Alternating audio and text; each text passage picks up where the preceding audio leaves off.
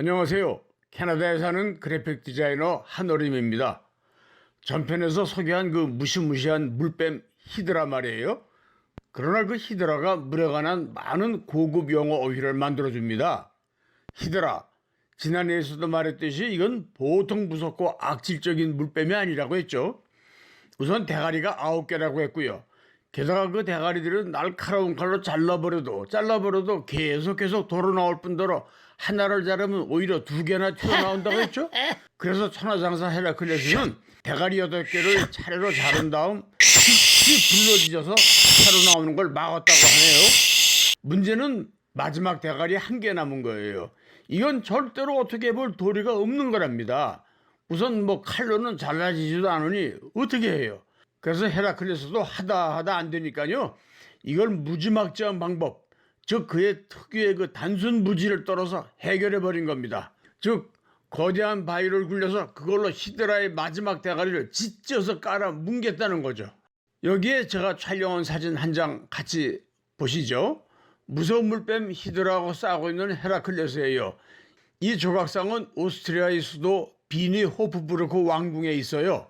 거기 궁전 정문을 들어선 뒤에 그 중문 양쪽에 보면요, 그리스 로마 신화를 소재로 한 조각 작품들이 세워져 있죠. 그리스 신화에 지식이 있는 분들이라면 그 곁에 호기심 가진 분들에게 설명해 주기에 아주 즐겁고 바쁠 곳이에요. 보시다시피 헤라클레스의 심벌은 무지막지하기 짝이 없는 몽둥이죠. 지금 그걸로 뱀 대가리들을 드립다 패고 있는 중이네요. 근데요, 잘 보세요. 이건 무슨 놈의 뱀이 귀도 달려있네요. 신화에 나올 정도의 뱀이니까 보통 뱀이 아니다라는 뜻으로 그렇게 조각한 모양입니다. 사진 한 장 더 보실까요? 네, 이건 파리 루브르 박물관에서 촬영한 건데요. 헤라클레스가 12노역 중에 하나인 니메아의 사자를 죽이고 난 후 잠시 휴식하는 모습이에요. 어디 헤라클레스가 물뱀과 싸우는 조각 감상을 하나 더 할까요? 네, 이건 뉴욕 메트로폴리탄 박물관에서 만나 촬영한 겁니다. 대가리가 1개인 걸 보니 아마 마지막 대가리 모양이에요. 근데 헤라클레스가 뱀 대가리를 패느라고 오른손에 쥐고 있는 것은 뭐 같아요? 무슨 돌멩이겠죠? 근데 천하장사 헤라클레스가 돌멩이 같은 걸 쥐고 있으면 위신이 서겠어요? 네, 저는 그게 의아스러워서 자세히 봤죠. 그랬더니 그건 몽둥이가 부러져 나가고 남은 자루만 쥐고 있어서 그렇게 보이는 거더군요. 혹시 몽둥이를 보고 난다면 이런 모양이 아니었을까요? 대단한 멋진 청동작품이에요. 자, 그럼 헤라클레스가 물뱀 히드라를 완전히 죽여버렸으니 그가 이 다음에 죽어서 신이 되려면 반드시 해내야 하는 12가지 노역 중에서 2번째 문제가 종결됐네요. 그런데 헤라클레스의 목숨 걸고 싸웠지만 우리가 보기엔 좀 싱겁게 끝나지 않았어요? 그랬던 모양입니다.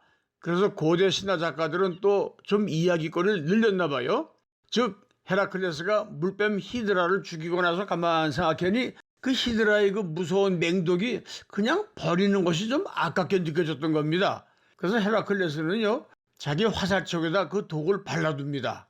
저렇게 무서운 독이면 이 다음에 어디다 쓸 데가 있겠지 하고 말이에요. 그런데 이거 벌써 무슨 불행한 사건이 잉태될 것 같은 예감이 들지 않나요? 네, 그 부정한 걸 집안에 들여오는 게 아니죠. 정말 그 히드라 물뱀의 그 무서운 독이 엉뚱하게도 헤라클레스가 그야말로 폭망하는 끔찍한 사건을 만듭니다. 그 이야기는 다음에 하기로 하고요. 자, 그럼 이제 본격적으로 물이라는 뜻 히드라가 만든 영어 단어들도 건지고 가십시다. 지난해에서 토론토의 맨홀 뚜껑에서 하이드로라는 말을 찾아 보여드렸죠. 이번 작업을 하면서 뭐라도 시청자 여러분께 좀 호기심 갈 것을 보여드릴 생각으로 마침 독일에 간 친구에게 부탁하여 독일 함부르크의 맨홀 뚜껑들을 조사해 본 겁니다. 보세요. 참 여러 개를 조사해 봤죠. 그런 중에 정말 하이드렌트라고 새겨진 것도 과연 있더군요. 하이드렌트, 독일 발음으로 히드란트, 소화전, 급수전이라는 의미입니다. 당연하죠. hydrant, hydrant, fire hydrant, fire hydrant, hydrocarbon, hydrocarbon, hydrotherapy, hydrotherapy, hydrodynamic, hydrodynamic, hydrofoil, hydrofoil. 하이드로포일, 수중익선이죠. 속도가 올라감에 따라 비행기의 날개와 같은 수중익의 효과로 달릴수록 선체가 점점 물 위로 떠올라 상대적으로 물의 저항은 점점 더 줄어들어 점점 더 고속을 낼 수 있게 된 선박이죠. 물론 한계는 있지만요. 에너지도 크게 절약이 되고요. 그러나 크기 등의 한계가 있어서 대개는 작은 페리 등에 사용하고 있습니다. hydronaut, hydronaut, 심해정 조종사란 말이에요. 낫은 항해사란 뜻을 만드는 전미사예요. 우주, 별을 아스트로라고도 하는데 거기에 낫을 붙이면 뭐가 되겠어요? 우주비행사가 되죠. 우주를 카스모스라고 하는데 거기에 낫을 붙이면 카스모낫, 즉 역시 우주비행사인데요. 단 러시아의 우주비행사를 말합니다. cosmonaut, cosmonaut, 이번에는 하이드로의 이탈, 제거라는 의미를 만드는 접두사 D를 붙여봅시다. 그래서 dehydration. 하면 물을 제거하는 것이니까 탈수란 말이 되죠. He almost died of dehydration. 이번에는 하이드로에 없다는 의미를 만드는 접두어 A를 붙여봅니다. 이 사진을 보면 이해가 빨라지죠. 약병이네요. 근데 무슨 약병인지 모르겠죠. 네, 약병에 쓰인 단어들은 모두 고차원적인 어원을 포함하고 있어요. 여기를 보세요. Anhydrous. 라고 쓰여져 있죠. 즉 물이 없다는 말입니다. 네, 이것은 무수 마그네슘으로 우리 몸이 대장을 검사할 때 장 청소를 위해 미리 인위적으로 설사를 시키느라고 마시게 하는 약물이죠. 그러니까 물같이 생겼지만 그 안에 물은 없어요. 그래서 없다는 의미의 A가 앞에 붙은 거죠. 저도 대장 검사를 하느라고 이걸 마셔봤어요. 그리고는 하루 종일 설사를 했죠. 그런 상황에서도 야, 이거 없다는 뜻의 A를 설명할 때 쓰면 아주 좋겠구나 싶어서 이렇게 촬영을 해둔 거죠. Hydrophobia. Hydrophobia. 네, 공수병, 물을 무서워하는 병이죠. 미친 개에게 물리면, 즉 광견병에 걸리면 물을 무서워하게 된다고 하죠. 잠깐 비슷한 곁길로 갑시다. 네, 무서운 물뱀 히드라에서 온 하이드로가 물이란 말이듯이 같은 물이란 의미를 가진 말로 라틴어로 아쿠아가 있어요. 그걸 하나 더 건지고 가십시다. 수족관을 Aquarium. 이라고 하죠. 그리고 수중 스포츠, 스쿠버 다이빙에서 물속에서 숨쉬는 장비를 Aqualung. 이라고 하지요.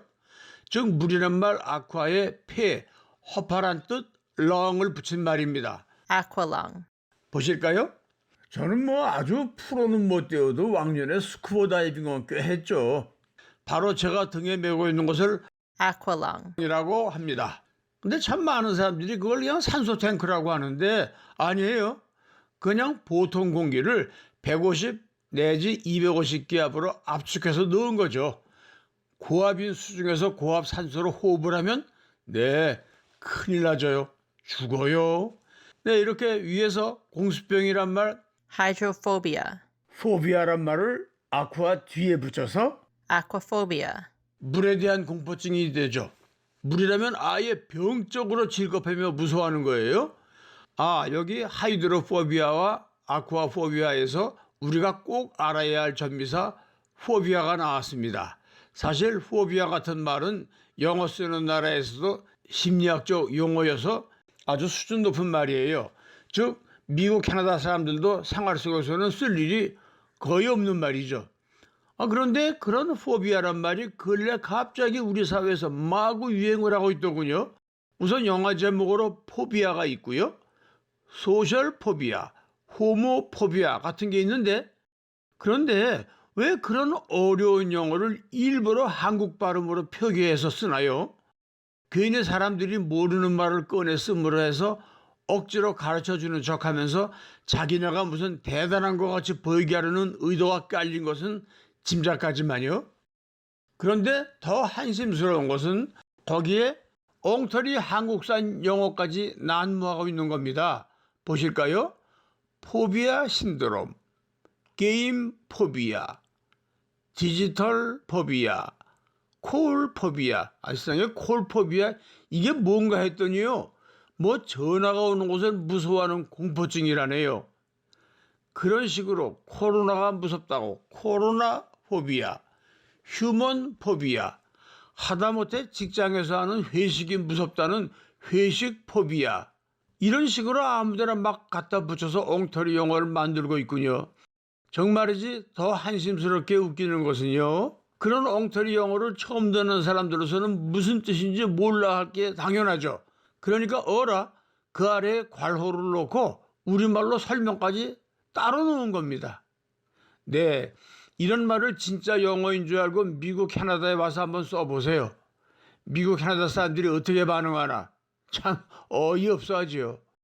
이미 유행이 된 지 오래된 난해하고 희한한 외국어로 된 아파트 이름들이요, 우리 사회는 웬만한 사람이면 모르는 영어나 엉터리 영어를 만들어서라도 갖다 붙여야 품위가 올라간다고 생각하고 있어요. 왜 우리말로 무슨 공포증이나 혐오증, 무슨 불안증이라고 하면 촌스럽고 궁상맞다 이거예요? 나는 이것이 우리 국민들이 갖는 서양 문화, 영어에 대한 열등의식의 발로라고 여겨 부끄럽고 안타까운 겁니다. 물론 제가 너무도 오염된 우리나라의 언어 현실이 너무 창피스러워서 이런 말을 했습니다만 마이동풍이죠. 오늘은 또 무슨 포비아가 생겼으려나. 고급 영어를 이해하고 자기 것으로 하는 것과 엉터리 영어를 만들어 남발하는 것은 전혀 다른 문제죠. 오늘은 물뱀 히드라에서 나온 물이라는 영어를 만드는 하이드로로 이야기를 하다가 공수병 하이드로포비아, 물 무서워하는 심리 아쿠아포비아까지 했습니다. 그런데 너무 화학적이거나 기계적인 딱딱한 단어들만 나왔죠. 끝으로 그럼 이런 예쁜 말에도 쓰이는 경우를 하나 보자고요. hydrangea, 하면 뭘까요? 네, 참 이렇게 복스러운 예쁜 꽃이죠. 그래서 히드라, 즉 물숫자를 넣어 수국이라고 그러죠. 지난 여름 여러분들 주변에도 많이 피어 있었을 거예요. 자, 여러분 그러면 다음 시간에 또 만나요. 감사합니다.